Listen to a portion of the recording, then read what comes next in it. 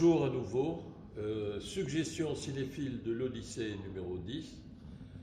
La 9, c'était Rome ville ouverte de Rossellini, et encore un autre film, encore plus extraordinaire si c'est possible, de Roberto Rossellini, Allemagne année zéro. Le film est sorti en 1948 et ce film a été un véritable coup de poing. Il a été tourné en 1947 à Berlin, un Berlin en ruine.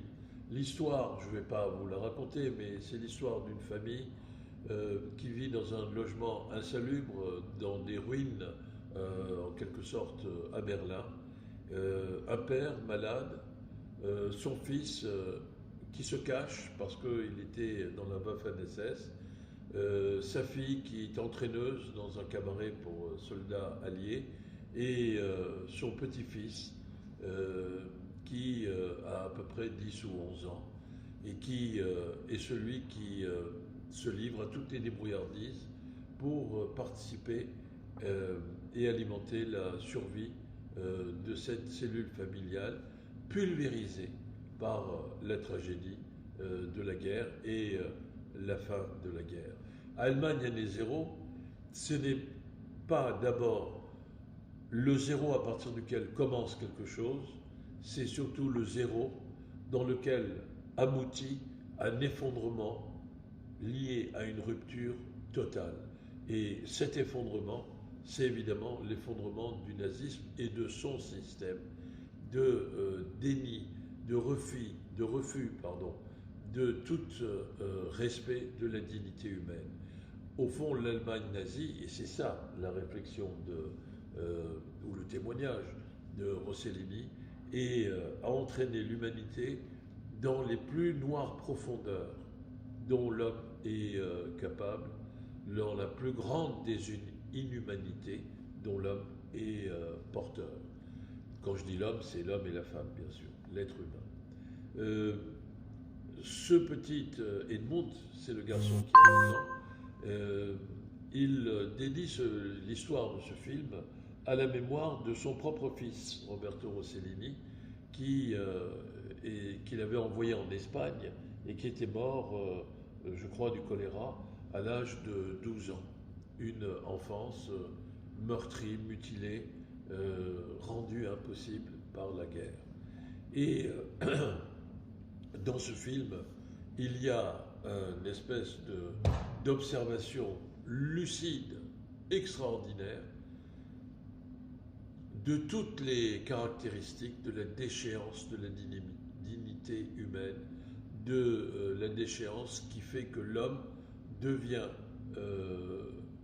celui qui parcourt le territoire de l'inhumanité dans laquelle son absence de principe et d'éthique, pourrait-on dire, l'a entraîné. Il y a dans ce film des scènes qui sont évidemment terriblement émouvantes, mais celle qui est la plus extraordinaire, c'est le final de ce film, où le petit Edmund, qui a été instrumentalisé par la propagande nazie, qu'il a retrouvé son ancien instituteur qui lui dit, comme d'ailleurs le propriétaire du logement insalubre, qui voudrait que cette famille s'en aille et que le père invalide meure, qui lui a inculqué toutes les thèses de l'euthanasie, de l'eugénisme, qui ferait que l'extermination des inférieurs et des faibles serait justifiée et devrait être réalisée au bénéfice des plus forts, des supérieurs. On reconnaît là la terrible et abjecte idéologie nazie.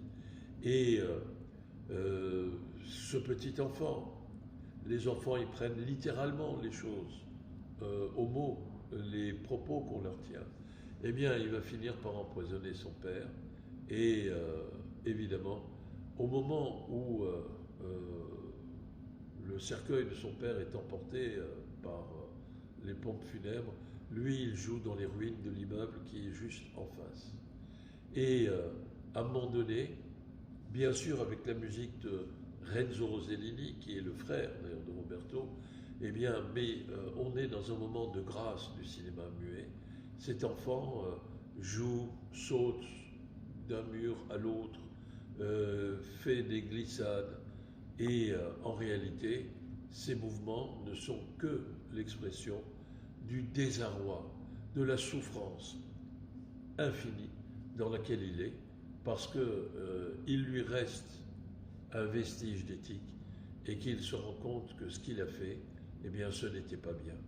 Et au bout de ces jeux enfantins, il finit par se jeter dans le vide. C'est un des moments les plus bouleversants de l'histoire du 7e art.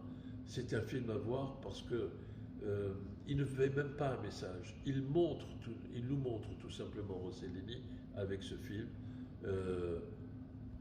les extrêmes abjections dans lesquelles l'absence d'éthique peut conduire l'humanité. C'est au fond un plaidoyer pour ne pas assassiner une enfance qui a été doublement assassinée dans sa chair, dans son esprit, par la Deuxième Guerre mondiale et par le nazisme. Et ce faisant, en montrant le plus profond de la noirceur dans laquelle l'humanité est tombée à Berlin, année zéro, il fait une œuvre qui prend rendez-vous avec l'actualité permanente et les défis permanents auxquels est confrontée l'humanité. À vous de voir ce film, soit sur Allociné, soit sur Cinétech, soit sur la plateforme Orange, soit sur d'autres plateformes que vous pourriez connaître et dont nous vous serions reconnaissants que vous ayez la gentillesse de bien vouloir nous les indiquer. À bientôt, au revoir, prenez bien soin de vous.